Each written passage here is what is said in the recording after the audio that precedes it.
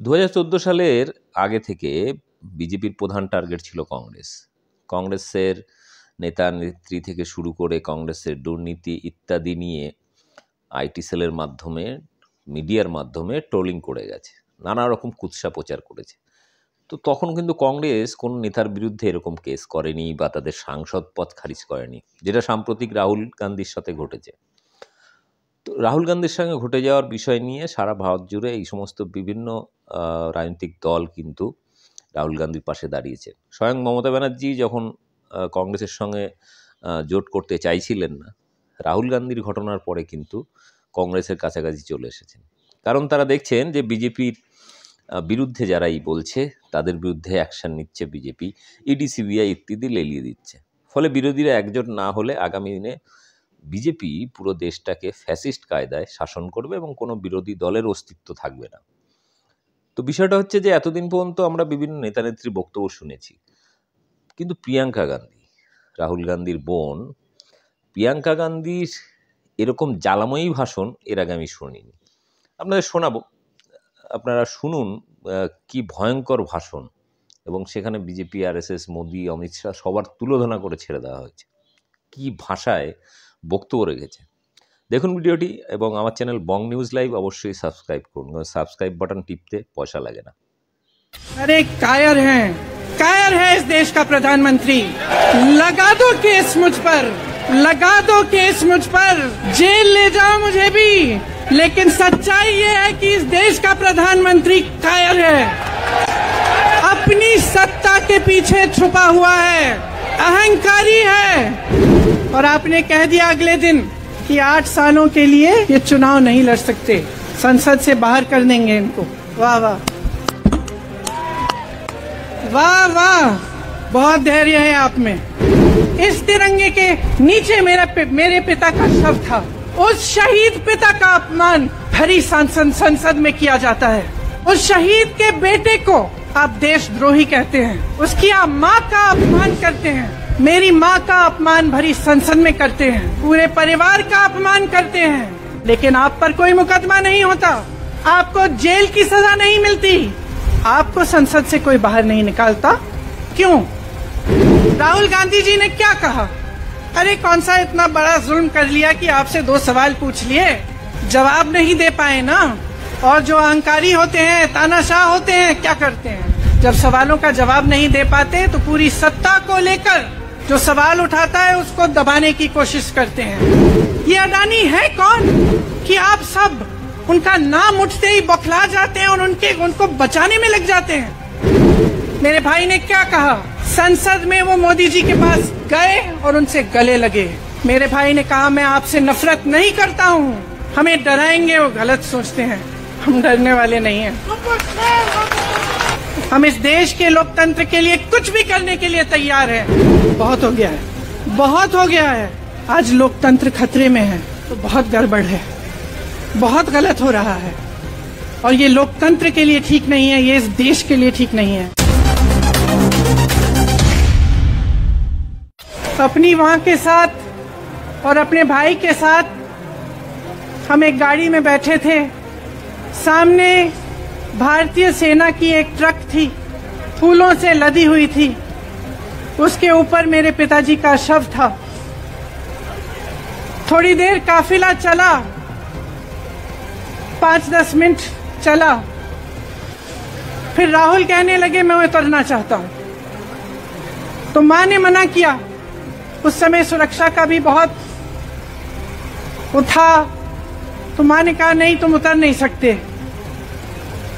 राहुल ने जिद की नहीं मैं उतरूंगा। मैंने मां से कहा मां उतरने दो। राहुल गाड़ी से उतरा, उस सेना की ट्रक के पीछे खड़ा होके चलने लगा, और 3 मूर्ति से लेके कड़ी धूप में अपने पिता के जनाजे के पीछे पीछे पैदल चलते चलते चलते चलते यहाँ पहुंचा। इस जगह से कुछ 400-500 गज दूर यहाँ पर मेरे शहीद पिता के अंतिम संस्कार मेरे भाई ने किए।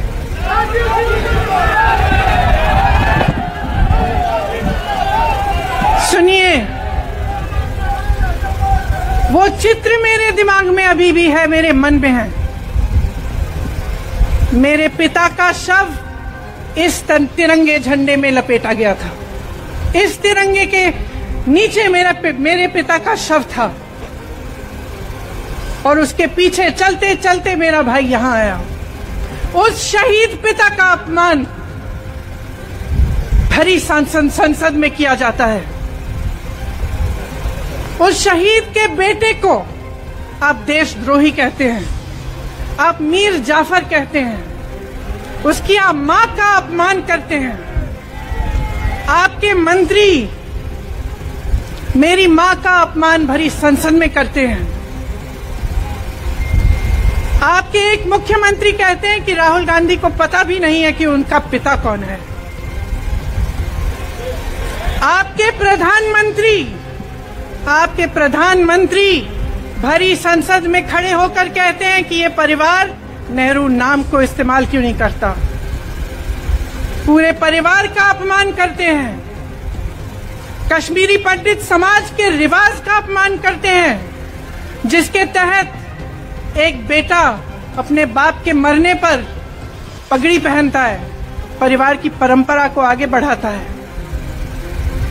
लेकिन आप पर कोई मुकदमा नहीं होता, आपको 2 साल की कोई सजा नहीं मिलती, आपको जेल की सजा नहीं मिलती, आपको संसद से कोई बाहर नहीं निकालता, आपको मना नहीं करता कि 8 सालों के लिए आप चुनाव नहीं लड़ सकते। क्यों? मैं पूछना चाहती हूं क्यों? आज तक हम चुप रहे हैं, हमारे परिवार का अपमान करते गए। मेरे भाई ने क्या कहा? संसद में वो मोदी जी के पास गए और उनसे गले लगे। मेरे भाई ने कहा मैं आपसे नफरत नहीं करता हूं, मेरे दिल में आपके लिए कोई नफरत नहीं है, हमारी विचारधारा अलग है, लेकिन हमारी नफरत की विचारधारा नहीं है। हमें डराएंगे वो गलत सोचते हैं, हम डरने वाले नहीं हैं। हम और मजबूती से लड़ेंगे। हम इस देश के लोकतंत्र के लिए कुछ भी करने के लिए तैयार हैं। राहुल गांधी जी ने क्या कहा? अरे कौन सा इतना बड़ा जुल्म कर लिया कि आपसे 2 सवाल पूछ लिए, जवाब नहीं दे पाए ना, घबरा गए। और जो अहंकारी होते हैं, तानाशाह होते हैं, क्या करते हैं? जब सवालों का जवाब नहीं दे पाते तो पूरी सत्ता को लेकर जनता को दबाने की कोशिश करते हैं। जो सवाल उठाता है उसको दबाने की कोशिश करते हैं। ये अडानी है कौन कि आप सब उनका नाम उठते ही बौखला जाते हैं और उनको बचाने में लग जाते हैं। आपने देखा इस देश में कितने केस हैं कि जेल में 10 साल के लिए पड़े रहते हैं, उनकी सुनवाई नहीं होती।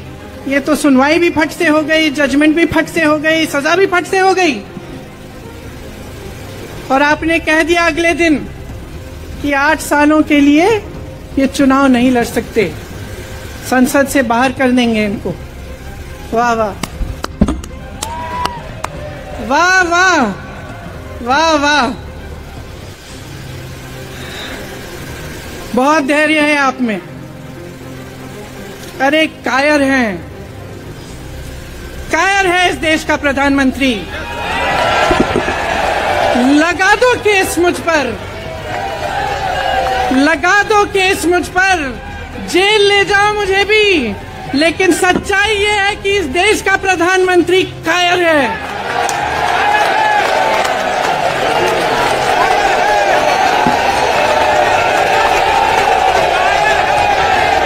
अपनी सत्ता के पीछे छुपा हुआ है, अहंकारी है। और इस देश की बहुत पुरानी परंपरा है, इस देश की बहुत पुरानी परंपरा है, हिंदू धर्म की पुरानी परंपरा है कि अहंकारी राजा को जनता जवाब देती है। मेरे मीडिया के साथियों, मैं आपसे कहना चाहती हूं, बहुत हो गया है, बहुत हो गया है। मैं जानती हूं आप पर कितना दबाव है।